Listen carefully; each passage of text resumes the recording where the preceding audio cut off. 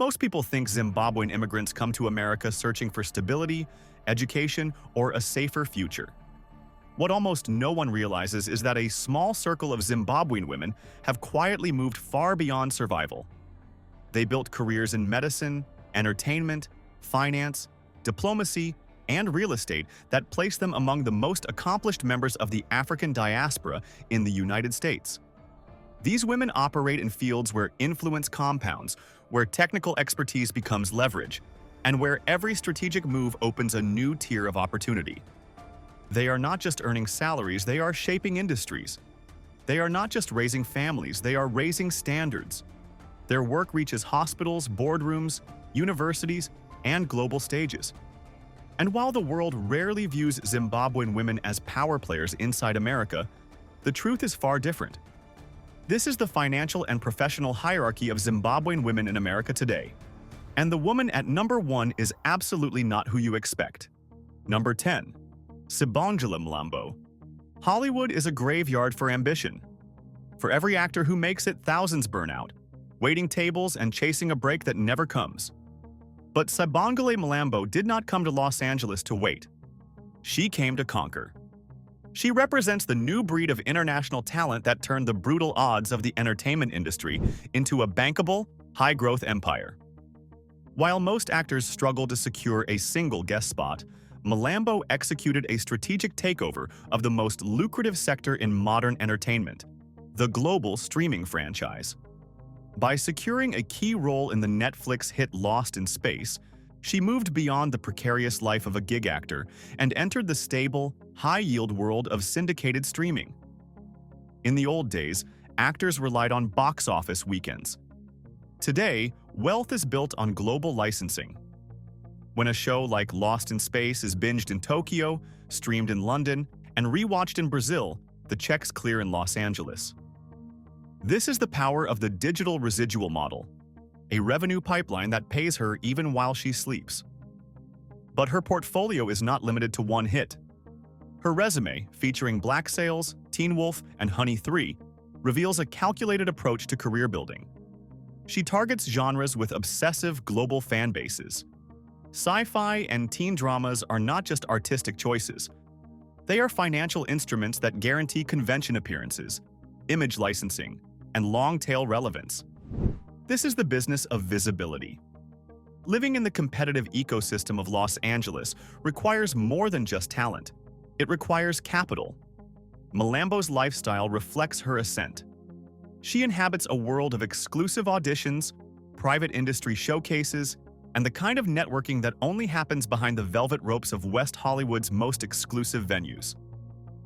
She has transitioned from an aspiring artist to a working asset, a woman who has turned her likeness into a global brand. She opens our list not just because she is famous, but because she proved that a Zimbabwean woman could walk into the most competitive casting rooms in the world and walk out with a contract. Number 9. Chiedza Hooker. Number 9. Realize that in the American economy, the real money isn't in selling your time. It's in controlling the supply chain. Chiedza Hooker operates with the precision of a corporate raider and the eye of a curator. While others were content with traditional career paths, she looked at the gap between African creativity and American consumerism and saw a multi-million-dollar opportunity. Hooker is the founder of Changu Chedu, a venture that is far more than a clothing brand. It is a lesson in arbitrage. She utilized her high-level education from the UNC Kenan-Flagler Business School to engineer a business model that captures value at every stage. In the luxury goods market, the markup on ethically sourced, culturally significant items is massive. By controlling the narrative and the product, she bypasses the middlemen who usually drain profits from African designers. She built a direct line from the artisans of Zimbabwe to the credit cards of American buyers. This is not a small-time side hustle. This is the MBA mindset applied to cultural heritage. Operating out of North Carolina, a rapidly growing hub for business innovation, allows her to maintain high margins by avoiding the crushing overhead of New York City real estate, all while accessing a global customer base through sophisticated e-commerce channels. Her wealth is built on the scalable power of digital retail. Her lifestyle is one of understated, intellectual luxury.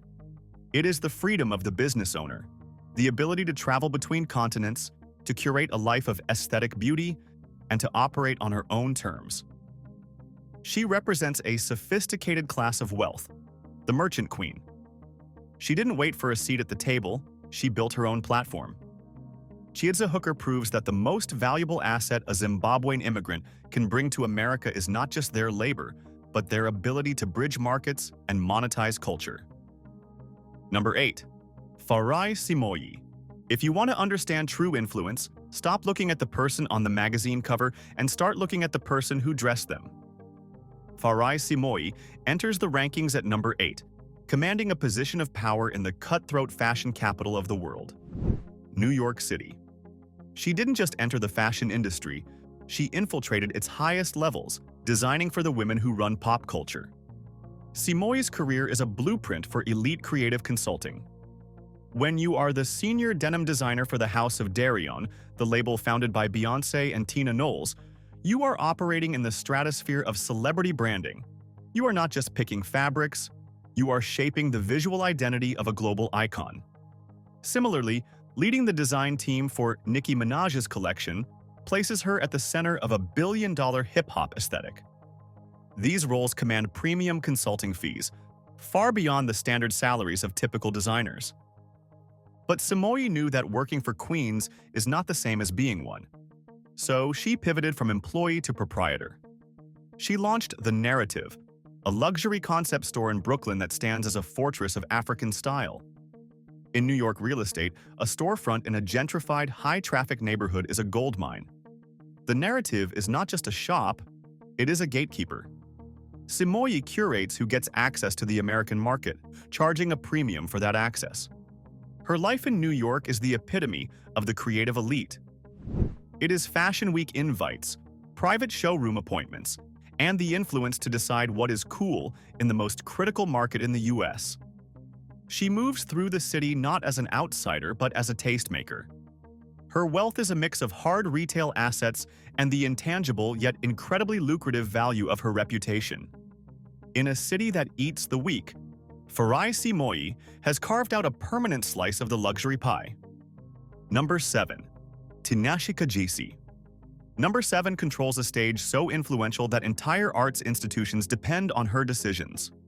While the world obsesses over movie stars, the real institutional power lies with the directors and executives who greenlight the stories.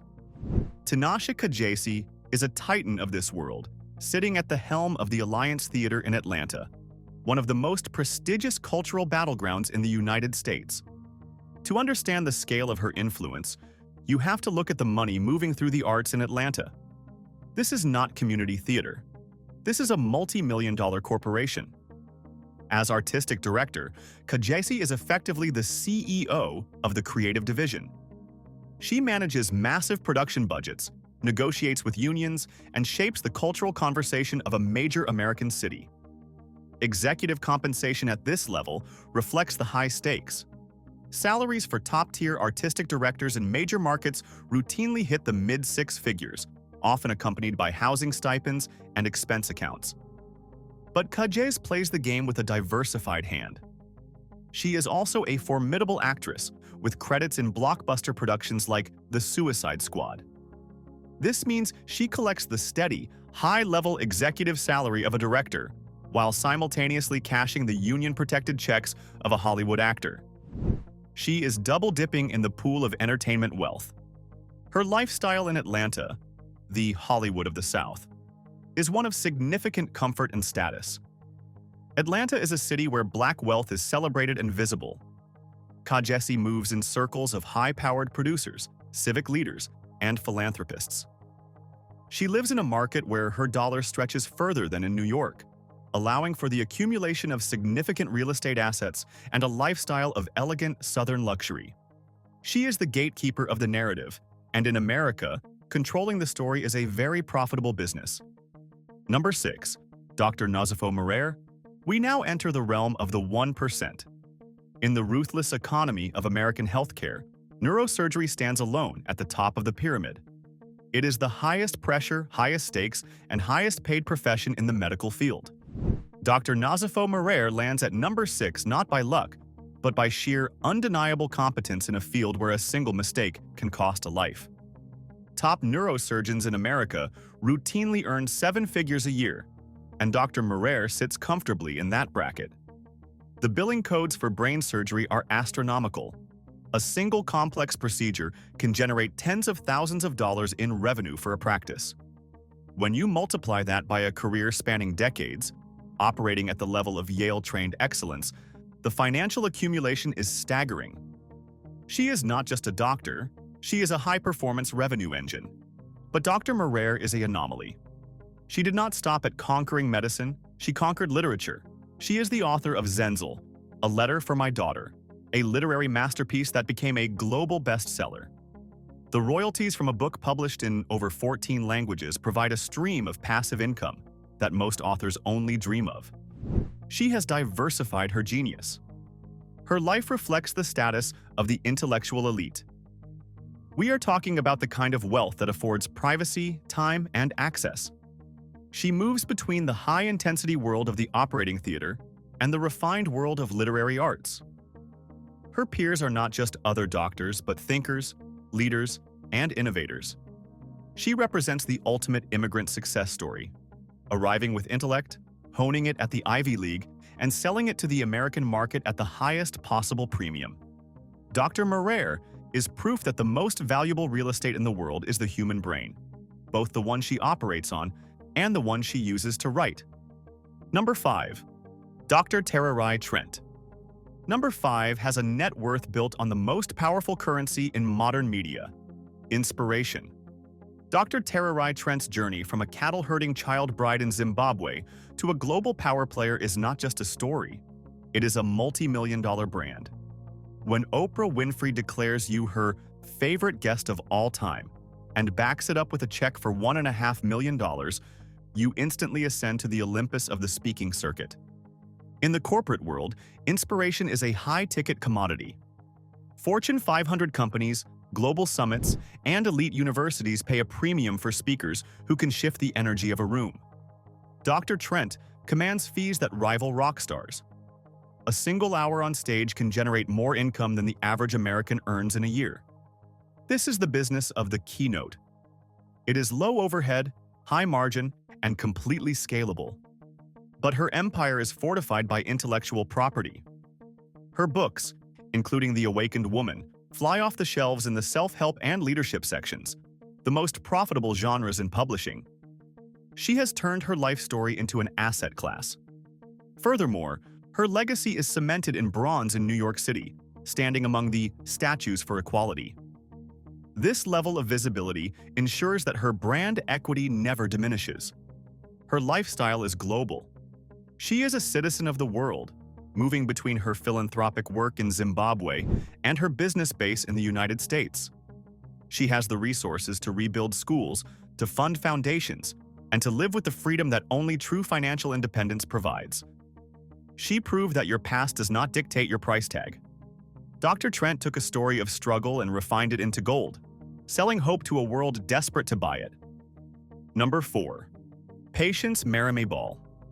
If the previous women on this list are rich, number 4 is the one who signs their checks. Patience Marame-Ball operates in the silent, rarefied air of global finance and private equity. This is where wealth stops being about salary and starts being about capital allocation. As a former high-ranking executive at the International Finance Corporation and now the CEO of the Women of the World Endowment, she is a master of the universe. In this world, you don't work for money. Money works for you. Executives in her position manage portfolios worth billions of dollars. Their compensation is structured around carry, a share of the profits generated by the investments they oversee. It is a compensation model designed to create multi-generational wealth. When you are moving hundreds of millions of dollars into emerging markets and gender lens portfolios, the fees and performance bonuses are astronomical. Marame-Ball is also a board member for major corporations. In the US, a seat on a corporate board is one of the most coveted positions in business, coming with six-figure retainers and stock options, all for attending a few meetings a year. She is the definition of quiet wealth. You won't see her flashing cash in music videos. You will see her at the World Economic Forum in Davos, at private dinners in Georgetown, and in the closed-door meetings where the global economy is actually run. Her lifestyle is one of supreme access. It is the ability to pick up the phone and call a head of state or a bank CEO. It is living in the power centers of the East Coast, surrounded by the political and financial elite. Patience Marimi Ball represents the financial maturity of the Zimbabwean diaspora. She is not just participating in the economy, she is directing it. Number 3. Tinashe Kachingwa. Here is where the scale shifts dramatically. The top 3 operate in a completely different financial universe. Number 3 shares a first name with our number 7 entry, but she operates in a totally different lane of fame. Tinashe Kachingwa, known simply as Tinashe, pulled off the ultimate heist in the music industry. She stole her own freedom. After starting her career in the machine of major labels, she made the boss move to go independent, and that decision unlocked a fortune. Most artists are employees. Tinashe is a startup. By owning her master recordings, she flipped the traditional revenue model on its head. Every time her hit song Nasty goes viral on TikTok, or 2On plays on a streaming service, the royalty check goes directly to her, not a boardroom of executives. In the era of digital streaming, owning your catalog is like owning an oil well. It pumps cash continuously. But the real money is on the road. Tinashe is a touring juggernaut. Without a label taking a massive cut of the gate, she keeps the profits from her sold-out world tours. We are talking about merchandise, VIP packages, and ticket sales flowing into her accounts. Add to this her high-fashion modeling contracts and brand partnerships, and you have a diversified conglomerate built around one person. Her life is the picture of young, explosive wealth. She resides in a multi-million-dollar sanctuary in the Hollywood Hills, with panoramic views of the city she conquered. She drives Italian supercars, wears couture straight off the runway, and parties in the most exclusive circles in Los Angeles. Tinashe is not just a pop star. She is a business mogul who realized that the best manager she could ever have was herself. She represents the new generation of wealth, fast, digital, and completely under her control. Number 2. Danai Gurira. Number 2 entered Hollywood as an outsider, but she left with a seat inside the most profitable franchise in cinematic history. Danai Gurira is not just an actress, she is a cornerstone of the Marvel Cinematic Universe. This is franchise money, the kind of wealth that lasts for generations. Let's look at the asset. Starring as Okoye in Black Panther and Avengers Endgame, Gurira is attached to films that have grossed nearly $30 billion combined. In Hollywood, when you are integral to a billion-dollar product, you don't just get a salary, you get bonuses. Back-end points, a percentage of the box office profit, can turn a single movie role into an 8-figure payday. And that's before we even talk about The Walking Dead. For years, she was a lead on the highest-rated show on cable TV, commanding a per-episode salary that rivaled the GDP of small island nations. But Gurira is also a creator. She is a Tony-nominated playwright. Her play Eclipsed conquered Broadway. This provides her with intellectual property royalties that are completely separate from her acting income. She has diversified her talent into multiple high-yield streams. Her lifestyle is the definition of A-list.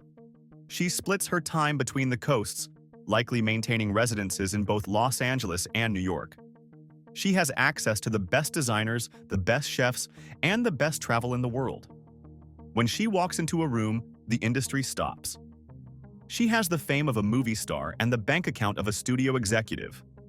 Danai Gurira proves that you can be an artist and a tycoon at the same time. Number 1. Dr. Arikana Chihombori Kwao. The woman at number 1 is operating at a level almost no one sees coming. While Hollywood stars make millions, Dr. Arikana Chihombori Kwao manages an empire rooted in the bedrock of the American economy, healthcare, and land. She is the richest Zimbabwean woman in America because she followed the oldest rule of wealth: buy land, build businesses, and never rent your power. Her fortune began in Tennessee, where she did not just practice medicine, she industrialized it. As the founder and CEO of Bell Family Medical Centers, she built a network of healthcare facilities that served tens of thousands of patients. In the United States, owning a medical practice is the golden goose. The valuation of a thriving multi-clinic network, combined with the ownership of the medical real estate it sits on, creates a net worth that dwarfs typical celebrity earnings. She was capturing the insurance payouts, the real estate appreciation, and the business profits all at once. But she leveraged that medical fortune into diplomatic royalty. Dr. Arikana purchased the historic Africa House in Washington, D.C., a 33-room mansion that was formerly the residence of the Heinz family. This is not just a house. It is a palace in the center of the world's most powerful capital city. The real estate value alone is in the tens of millions of dollars. It serves as a fortress for her diplomatic work and a physical symbol of her status. She is now spearheading the Wakanda One Village project, a multi-billion-dollar development initiative. She is moving market-making amounts of capital, mobilizing the diaspora to build smart cities in Africa. This is wealth on a geopolitical scale. Dr. Arikana lives in a world of private security, diplomatic immunity, and global summits. She is not just rich, she is sovereign. She takes the #1 spot because she transitioned from being a doctor who heals patients to a power broker who tries to heal a continent, backed by a personal fortune that allows her to speak her mind without fear. From Hollywood performers to medical specialists, from business leaders to cultural influencers, these Zimbabwean women have built careers that reach far beyond borders. Their success is measured not only in income or recognition, but in the scale of the industries they touch and the global influence they carry. They proved that Zimbabwean excellence does not diminish when it leaves home. It expands. It adapts. It thrives. Each one of them carved out a place in some of the most competitive environments in the United States, turning expertise into opportunity and opportunity into impact. Which one surprised you the most? Drop your thoughts below, hit that like button, and subscribe for more global stories reshaping how we see power, wealth, and influence.